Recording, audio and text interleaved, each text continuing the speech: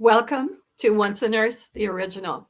And I'm Leanne Meier, your host, and I'm so happy to be here today. I'm always happy to be on the podcast. It's it's just such a fun thing to do, and it energizes me, and I hope it energizes you also. So thank you to all the people who are returning, the people who are new, the people who have been telling other people to come. It is much appreciated, and our fan base is growing rapidly. So much appreciation to all of you. I also appreciate when you let me know what you're thinking. So it is possible to get a hold of me on LinkedIn. And probably my email is the quickest way to get a hold of me is leanne@onceanurse.com. This show particularly is very close to my heart. Nurses have consistently taken a back seat in the hierarchy of healthcare. And I really feel like this is our opportunity. This is the moment in time that we need to change that. And it's surprising to me that a lot of nurses are not quite clear what that means. One of the things that bothers me is when media and news outlets are looking to get a quote from healthcare, especially if it's about patient management, which to me is the purview of nurses, period. And oftentimes it'll be doctors, it'll be other people that are perhaps in administration that they're asking questions of who really know nothing about it. Excuse me, I'm not sure why I'm having a froggy throat all of a sudden. So one of the things I've realized too is that everyone, people in the general public and nurses themselves, have a really hard time defining what it is that we do. And so it's really a surprise for me to see this book by my guest today. And I guess it surprised me especially because I found this book that nails when nurses where we come from in history, how we got here, and how nurses think and act differently than almost any other branch of health industry. And it was not written by a nurse. So my guest today she is a health journalist, and she is, I guess I'll just give you a brief summary here. She is, her name is Sarah DiGregorio, and I'll have her come in just a minute. She is a critically acclaimed author of 2 books. One is Early and Intimate History of Premature Birth and What It Teaches Us About Being Human. I love that. I have to get that book. And the book that we're talking about today is Taking Care, The Story of Nursing and Its Power to Change Our World. Powerful title. Exactly the kind of thing that I'm looking to share with people in general. So thank you for joining us, Sarah. And I hope I pronounced your name correctly, Sarah DiGregorio. DiGregorio. Like Gregorio. I know it's going to be so sure to get that O in there. It's all right. So I know you're a journalist and that you've been writing on healthcare. Can you share with us what do you write for? What areas do you write for? Yeah. So I'm an independent journalist. I'm a freelancer. So I don't have a staff position anywhere, which means that I pitch stories and write stories for different outlets. And I have written both of my 2 books for HarperCollins publisher. And I've written about healthcare for the New York Times, for the Wall Street Journal, for Slate, places like that. I'm right now working on a story for Rewire News, which is an outlet that focuses on reproductive health. So really all over the place as much as I can. Fantastic. I'm guessing that there probably is a story or a journey that has led you to doing this work. And I would love to have you be able to share that with us. Yeah, absolutely. Yes. So I think a lot of my interest in healthcare and my questions certainly about healthcare come from personal experience. So I grew up with 2 parents who were quite chronically ill. My mother had metastatic breast cancer, which she passed away from when she was 56 after fighting it for over a decade. And my father had Crohn's disease as well as mental health issues and substance abuse. And so, or I should say substance use disorder. And so, I really grew up surrounded by these health problems. I'm an only child, and sort of navigating what I think of as the healthcare labyrinth with my parents and on behalf of my parents. And so, that experience left me with a lot of questions. And I went to journalism school for my graduate degree, but I was mostly actually writing about food, and I was doing a lot of food journalism. And then in 2014, my daughter was born prematurely. And so I was back very, very much in that world and navigating that with her. She was born at 28 weeks. And so, of course, we had a long NICU stay as well as several years of very intensive follow-up and need for specialists, particularly pulmonology. And so a lot of, those experiences kind of came together for me. And I started writing more and more about healthcare. And so really a lot of this comes from my experience, not so much as a patient, but really as a family member and someone who has to try to navigate these systems with my loved ones. Mm-hmm.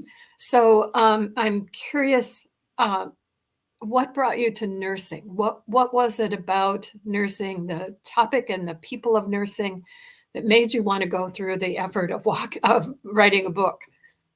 Well, it's so funny people ask me that. And I think, first of all, if you have been in any healthcare setting for a long period of time, you absolutely know, even if you don't have a great understanding, you have an emotional, I would say people have an emotional knowledge of how much that they depend on nurses. So throughout my experiences with my family members, I had these interactions with nurses that were really transformative to me. Really these moments of clarity, of feeling seen and heard and treated like people. Nurses were usually the people who had time, or they didn't really have time, but they found it important. They made time to answer our questions. They made time to talk to us like we were human beings. And, like my daughter was my daughter and not just like a set of, defective bronchial tubes. Mm-hmm. So I had these experiences and I started to think about what to write about next. And I wanted for a book, it needs to be quite a big topic. And so I was thinking about this. And then it actually came to me in the middle of the night, which is actually a lot of ideas come to me in my sleep. This idea, I was like, wait, has anyone written a cultural history of nursing for the general public? So of course, a lot of these really interesting and deep ideas about healthcare are talked about in healthcare circles, and they're talked about sort of like amongst yourselves. But I think it's really important that the public have a more accurate and deeper understanding of healthcare and really what matters in healthcare. So I looked around and I thought, nobody has done this. Nobody has written about nurses for a general audience this way. And so I thought, this is a huge, huge hole in people's understanding. And I knew that because of my personal experience that, you cannot exist in a healthcare setting without understanding the importance of nurses, I don't think. I know that your book came out last spring. So mm-hmm. You've had almost a year now of traveling around and talking to people. And I'm curious, when you talk to nurses, are you surprised at how much they don't know about what you were writing? Yes, definitely. It's so, with both of my books, I'm always surprised that healthcare providers find my books useful or interesting, because I write them really, with my own questions in mind, and I'm not a healthcare provider. And so oftentimes I think, healthcare providers already know all of this. But it turns out that that's not always the case. And the other thing that I have found out that nurses don't know is how much their work often means to people. You know, Mhm. the smallest encounter can be something that someone will tell me about 30 years later. I mean, Yes. it is, you know, I assumed that nurses knew that, but it has come to my attention that they don't always know that. And so this idea that, you know, someone, and people email me these stories, they come up to me and they tell me about these things.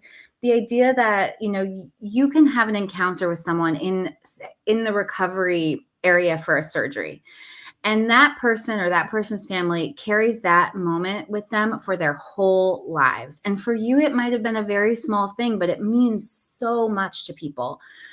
And so, you know, that kind of deep meaning, it makes me very, very happy to be able to convey that to nurses. But yes, in general, also, you know, the information around the history and the sort of the cultural history of nursing itself is not something that nurses always know about. And Yeah. that did And surprise me. I think a lot of times that information that we know is skewed. You talked, well, let's go to that. Tell me about, as you were researching the history of nursing, what struck you as most surprising? Well, I think most people think of nursing as something that arose in relation to physicians and hospitals. And so, you know, the sort of the hierarchical structure that we have now and the way that healthcare is provided, um, it seems like it just, you know, it's something natural, but it's not natural. It was built this way, right? It was built this way. It can be rebuilt in a different way. And in fact, if you look back into history, nursing has existed since prehistory. So nursing, it was the first kind of healthcare. It is the most fundamental kind of healthcare. And when you start to, you know, that can be surprising information, but when you start to think about it, it becomes quite obvious actually when you think about it, because the idea that, you know, human societies, human communities can't function without a way to take care of each other, right? And of course, in the very, very beginning, a lot of times that was done in families or in extended families, but also, you know, it had often to do with community experts. So there was a woman who always helped, you know, deliver the babies, or there was somebody who knew all the herbs, or there was someone who was really good at setting bones, you know. Those kinds of that kind of organized care and sort of community expertise was part of the way that we organized ourselves as human beings. And this is across cultures, across Mhm. um, places. Um, there's no way to have a functional community without having organized care. And so just as things evolved, like, you know, cooperation around agriculture or architecture or, you know, cooking, animal husbandry, all of these ways that we have organized ourselves, um, nursing has been part of that. Nursing and midwifery, it's interesting because these delineations of like midwifery, nursing, medicine, pharmacy, those kinds of delineations weren't as important in the past. But I would argue, you know, people had expertise that was empirical. They had apprenticeships, things like that. I would argue, though, that there is a sort of a distinctive nursing ethos that you can trace all the way back. And so this idea that you're thinking about someone in the context of their family, their environment. You're thinking about what kind of food they have access to. You're thinking about, you know, very hands-on, very whole person care. That kind of an ethos, you can find it all the way back to prehistory. And that makes perfect sense. Yeah, Um, you know, and I venture to guess without that, we probably wouldn't have survived to the present. Um, absolutely. just I can see so many things, and it seems like, and I think that the reason for it is that, you know, obviously women are having babies. Babies need to be connected to mothers for a certain period of time, and with human beings, maybe longer than some other mammals. Um, but the thing, and then the fact that because women have that nurse kind of aspect, and they're paying attention to the cues of a child, they start paying attention to the cues of, the rest of the community and maybe are picking up on things before a lot of other people do. That all makes sense to me. What I can't understand is how women have been attracted to nursing for a very long time, certainly not way back to, in the wars, it was men that were taking care of casualties and things like that. But it seems natural to me, and maybe it's because that's the way our experience is, that women would be a natural person to step in and be that caregiver, just because we've sort of been culturated in that way for so many centuries. But what I don't understand is, why is that then denigrated by other parts of our world? It seems to me that would be like worshipped. We can't survive without women having babies and caring for them and then caring for the rest of our community. Yeah. It's a really tricky and difficult thing to delineate, I think, because you're right. I agree with everything you said. I also think that in other ways, the instinct to care for each other is not essentially female or belonging to one gender. But I do think we are acculturated that way. Absolutely. And so I would, when you look back in history, as you said, there are lots and lots of examples of men being nurses. And of course, today as well. I mean, it's a minority, but it has not been historically true that only women nursed. However, I would say that you're right. There is a strain of nursing and a strain of sort of human caring that I do think comes specifically out of maternal caring. And there's nothing wrong. And certainly to me, maternal caring is incredibly powerful. It's an incredibly powerful force in the world.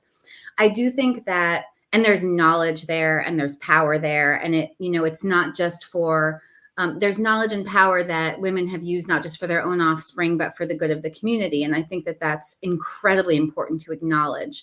I also think that the idea that nursing as a profession is something that women naturally do really came more as a result of the fact that medical schools when they started in the Middle Ages in the Western European context were only for men. And so then you start to see this very delineated hierarchy where it was, by definition, physicians were men, but you had experienced caregivers who were women, who were experts and always had been. And the new hierarchy needed a way to shape that into something that was that benefited the well-to-do male physicians. And so then you sort of see this idea, what I would think is, kind of a twisting of the idea that, of maternal caring into this idea of like, well, women can do these things because it just comes naturally to them. And we'll call them nurses and they'll be under doctors. And, we know that comes naturally to them because they're mothers. And I think that that's where the problem starts to come in, because first of all, it does cut men off from the idea that caring comes naturally for them too. And I think it's to all of our detriment when we think that only one gender is able to care in a certain way. And it becomes then this gendered type of caring that is devalued. When in fact, I think it's, so I think there's a lot of pieces to this. And one is that I always do want to say there is nothing wrong with an association with maternal caring. And a lot of nurses find that very generative for them. The idea of their, that something comes from their sense of their own maternal nature, which is wonderful. But I also think that, that's not the only way in. Mm-hmm. And that kind of a division has been sort of bad for everybody. Yeah. I want to talk about the subtitle that you have, The Story of Nursing and Its Power to Change Our World. What were you thinking of when you wrote that? And how do people respond to that? Are they like, really? Honestly, a lot of nurses have responded so positively to that, because I think it articulates something that they actually know, and maybe have not said, but that they do know. And what I was thinking was, when I first set out to write this book, I thought I was going to write a cultural history of all of nursing. And I thought I'll write it chronologically from beginning to end. And that was a terrible idea. And it was a way too big of a topic to do that. And that wasn't really what I wanted to do in the end. What I realized sort of halfway through was that the stories that I was pulling out and that were speaking to me were really about nurses who took their expertise and their insight that they had because they were nurses. They had this insight about people and communities because of their work. And then they took that and they acted on a wide scale as a result. And it is not, and it's the fact that they are nurses. That is why they know that. And so that was then I thought, oh, actually, what I really want to write a history of is the ways that nursing knowledge has functioned in the world to bring justice, to bring health, all of those things that nurses have done. I wrote down a quote. I think it was pretty early in the book, and now, of course, I can't find it. But it was to the effect that nurses are scientists at the intersection of community and healthcare. Yeah. And I forget what the second part of that was that was so important, but it was, how very important that is, because it's a role that's quite unique. Everybody else is dealing with more of a specialty, even like PTOT, pharmacy, all of those things.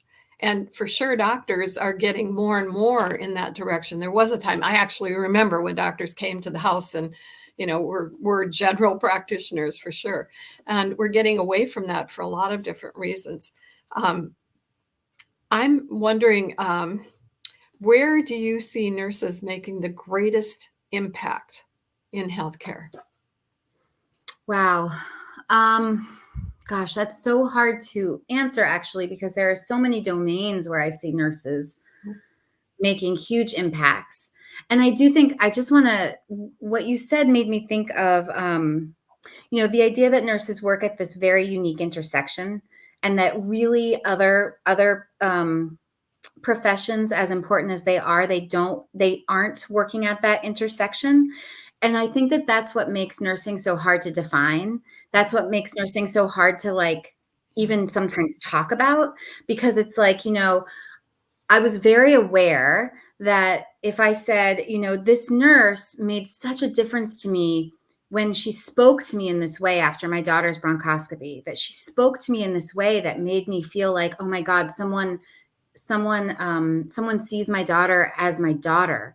And I was really on the verge of an absolute panic attack. And this person brought me back.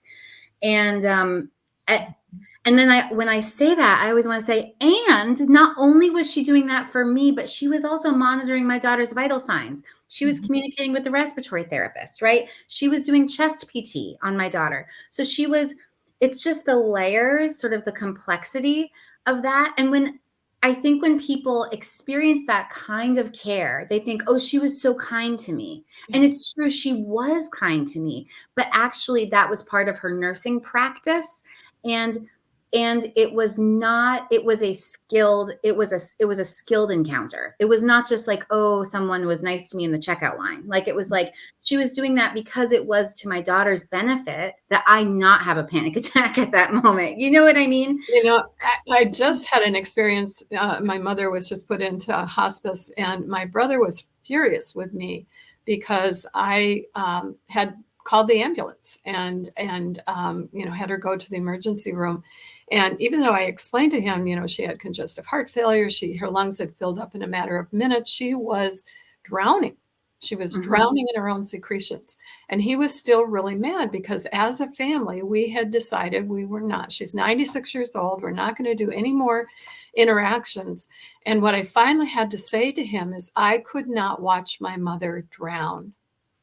And that hadn't even occurred to him. And then as we, talked more about it, it turned out that, as sick as my father was 14 years ago, he had a very peaceful transition. And there was no reason we had to take him to the hospital. There was no reason I should have taken her to the hospital.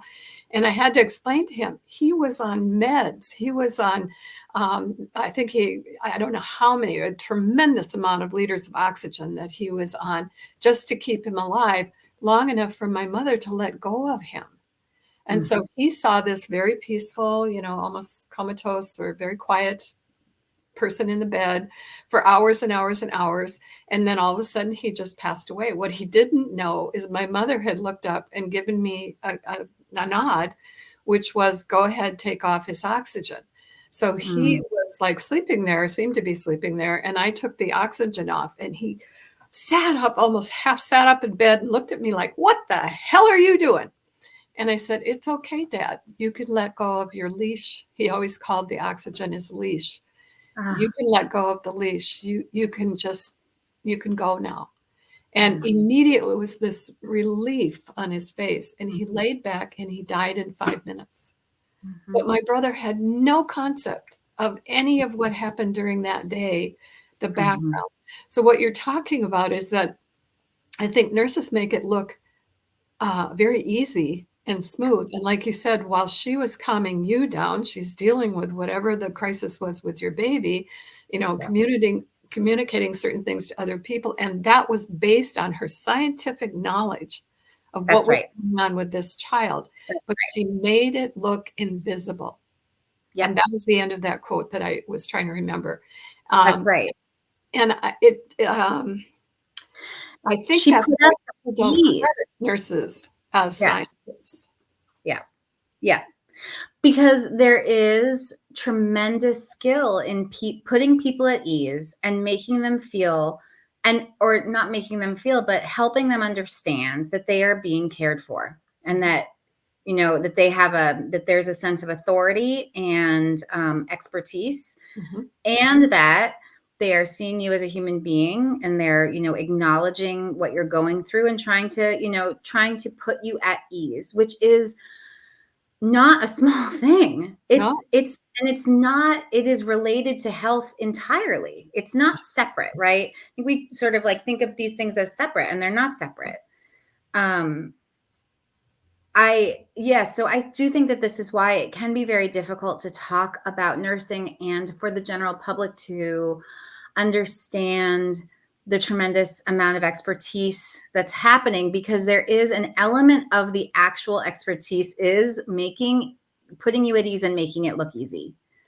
So I think a lot of the pain for nurses is that we know what we bring to this industry, but those people who need to support us in doing what we do don't seem to understand that. And certainly there are many that do, and there are many organizations that work tremendously well with nurses. My feeling along the way over the years, I've been a nurse now for 52 years, and I felt like along the way that without nurses, there is no healthcare. It would have to be that the doctors would have to start doing what the nurses do, or they would have to invent something else that is essentially what we're nursing. Doing. Right. Nursing. Yes. Yeah. And the number of people who are leaving the bedside. One of my really good friends just posted yesterday that she was talking about how many times she goes home crying. She's a 15-year veteran in an ICU. She has done it all. She has seen it all. And she said, it is a crime that at 15 years, I'm going home crying almost every night because of what I'm seeing at the bedside. And what she was responding to was a post about how they were training new grads to come in and be able to, do all of this extensive work. And her feeling was, I don't care how many new grads at very low wage come in, if you do not have those seasoned professionals to guide and train and help them, even doctors. I mean, I think about me as a new grad RN, how many doctors were coming to me to find out how to do, this or that, or why did the patient respond to me this way? Or, how did you know that such and so was going to happen? I didn't know. I just, from experience, from watching this patient, from all of the different things, I had a sense. And exactly that's what happened with my mother. I actually had planned to go home that evening. And instead, I stayed that night. And just a few hours into the night, she went from telling me, that she thought she was having bowel obstruction and that she was going to vomit. And we went from that to gasping breathing in 15 minutes. Just that quick. So what is that instinct that says, no, we're not going to be able to walk her over to the emergency room. We are going to have to do something that we can bring her down, get her to a place where she can be a part of the decision-making that goes forward. Yeah. So. And what you're describing, it's funny how there's always like an element when people talk to me about workflow in hospitals and saying things like, well, actually the doctors ask us about this, or actually we're training the residents. And I'm thinking like, yes, of course. Like, and shouldn't it be that way? That they're actually like, the hierarchy is so false. Yes. And of course, a nurse might go to a gastroenterologist to ask something about, about that system, right? Or about the pharmacology of something, of a medication. And it goes both ways, that everyone has their very specific discipline.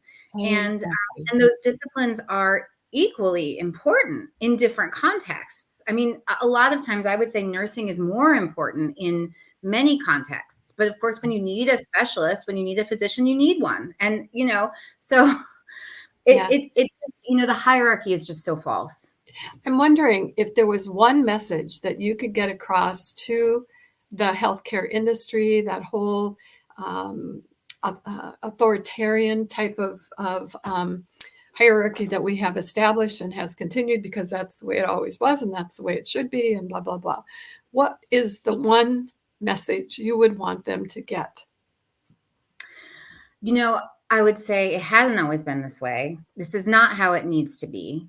I would say that if we are living in this age of marvels, really, where we have all of this evidence-based practice, that we need to look at what our outcomes are. And our outcomes in this country are not good. And why is that? I actually think we have a lot of data on this in different domains. And when you put it together, you get a picture of, we don't do enough prevention. We spend too much money on acute care. We let people get sick. We send them to the hospital, where care is very expensive. Some people make a lot of money off of that. Who's served by the system that we have now? I would argue not patients. No, not patients, not nurses. I mean, not many people are served by the system that we have, even though we have so much capability, and we have, it's like a miracle that we live in this time when we have all of these incredible treatments and we have all of this knowledge. It's, if you ask any NICU parent, I mean, all of those babies would have died. I mean, my daughter would have not even made it to delivery, right? And now we live in an age where we can do this incredible stuff, but it's not equal, and it's not serving patients overall. And it isn't serving physicians either, which they may not. Yes, you're absolutely right. It isn't serving the hospital industry.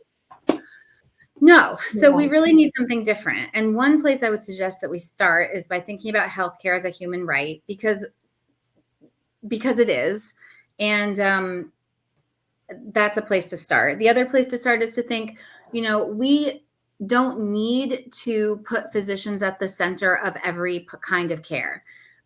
We need physicians. This is difficult because, then we always have to say, no, nothing against physicians, but because truly not.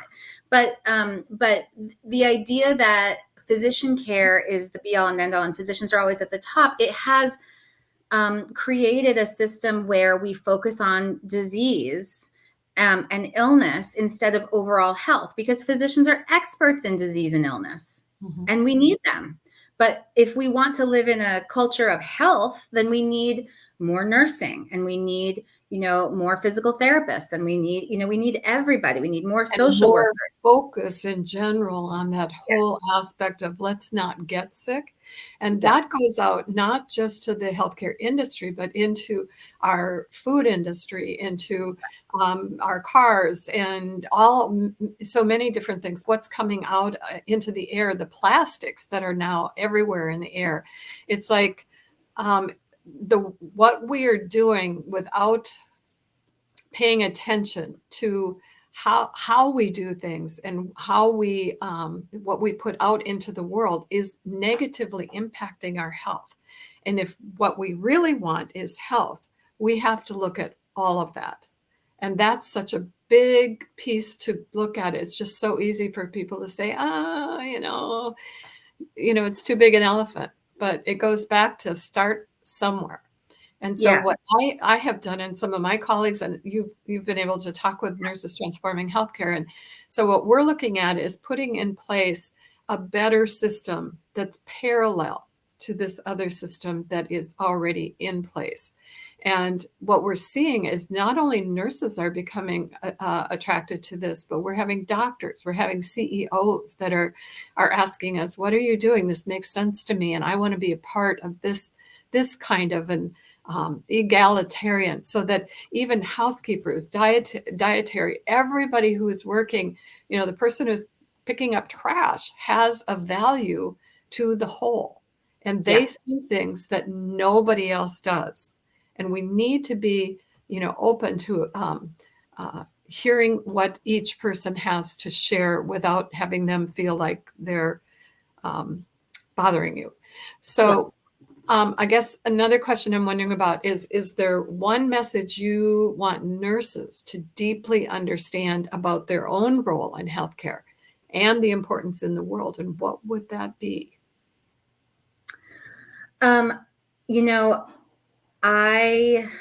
I want nurses to know that they are so powerful, and that they are the largest group of healthcare workers. And as such, when nurses get together, they can be incredibly powerful. And what I love about that is that, there is I think, a natural alliance between the public and nurses. And that I do believe that sort of the foundation of nursing is that dyad, is the patient-nurse relationship. And I think so much knowledge and expertise goes back and forth in that relationship when it functions well. And I kind of believe that there is no more important kind of knowledge than understanding other human beings. There's nothing more complicated, right? There's nothing more important. And so I think that what I really hope is that instead of thinking of that kind of relational expertise as, just something that I do, or it's good, but it's not as important as these other things. I actually want that to be the most important thing, because, you're going, as you're speaking about your mother, unfortunately, in a lot of situations, there isn't a cure, right? Eventually, for all of us, there's no cure to what ails us. And yet we still need care, and we still need to be honored as human beings. And that should just be that should be the most important thing, as opposed to all the sort of the technology and the highly specialized stuff should be sort of, I think, add-ons to the bedrock of what nursing is, which is that relational expertise. Mm-hmm. Yeah. And I truly think that, if healthcare is not a relational industry, what is? Right. Right. And in addition to that, I mean, nurses started a few years ago wanting to have a nurse in every boardroom, and meaning every industry's boardroom. And at first I was, thinking, how would that work? But I realized that it is the perception that nurses bring to a business environment that is not often brought by anybody else. And That's so right. to have a nurse in an environment saying, okay, how does this impact your employees? Or this is how it's impacting your employees. And is that what you want? Is that a price you're willing to pay? Yep. So, well, you had asked me earlier, where do I see nurses impact the most? And it really is an impossible question to answer because it's just so many domains. But I will bring up, the idea of nurses I spoke to who ran for office. And the idea that anytime anyone is making policy, there should be a nurse in the room because nurses understand how it actually works. They don't think about it in terms of like, oh, well, in theory like this or in theory like that. They're thinking about how it actually functions. So I'm thinking about somebody like Cori Bush, who saw what high insulin prices did to people. She saw people lose their limbs. She saw people die from going without their insulin. And she ran for office and was instrumental in getting the cap on insulin. Now, do I think that everyone should be able to understand that? Yes, I do. But, if it takes, someone who really understands, I mean, a better example maybe is a woman I spoke to, a nurse who is an assembly member in the New York State Assembly now. And this was a couple years ago. There was a line item in the budget for syphilis education and testing. And all of the other legislators, and I mean Democrats, Republicans, everyone said, well, no one gets syphilis anymore, right? I mean, syphilis is like eradicated. And she was like, no, it's not. No, it isn't. And not only that, but syphilis is on the rise. And then she she explained how and why this was so necessary. And so because of her expertise that she got, because of her relationships with women and children in Brooklyn, she took that expertise, she brought it to the State House, and she made an impact on that budget because of what she knew. Yeah. And I just, I think there's just so many examples like that. Yeah, you had beautiful examples of nurses and kind of, to introduce like hospice, to introduce, some of the different things that nurses have been involved in creating. And not just by saying it, but by sharing their story and how that came to be is so wonderful. So I really want to encourage people who, have interest in this. This is such a readable book. And as you said, you wrote it for the general public. So it is intensely interesting to have those woven stories of the knowledge, the expertise, the care, the noticing that there's a problem, and then having the desire to go about making that change. What can I do to make this change? That's what nurses do, probably more than, maybe a lot of other people do, because it's so intimate what we do with people, and standing by a person's bedside and hearing and seeing and worrying about this patient. And then at just the right moment, knowing when to call the doctor for whatever it is that you were looking for, or when to get the family to come in. All of those things fall on the nurse. And I think that I want to, and maybe I want to use you to get this across, is that it takes time for a human being to be able to do those things.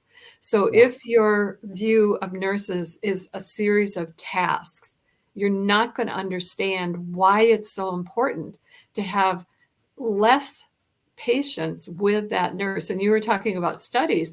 Nursing has been doing studies for decades about how the fewer patients the nurse is taking care of, the more likely that person is going to have a good outcome. And the reverse to be, true too. So we actually have to come to an end here, and I hate this part of the podcast. Do you have your book with you right there? Yes, I do.